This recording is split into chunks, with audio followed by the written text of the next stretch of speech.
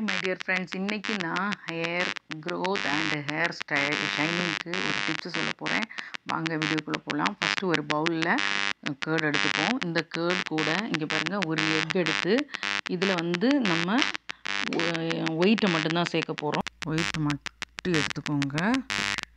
சரி, உங்களுக்கு இதை நல்லா பீட் பண்ணணும். பீட் பண்ணிவிட்டு காமிக்கிறேன். பீட் ஆகிடுச்சு. இதையும் நீங்கள் இப்படியே யூஸ் பண்ணலாம்.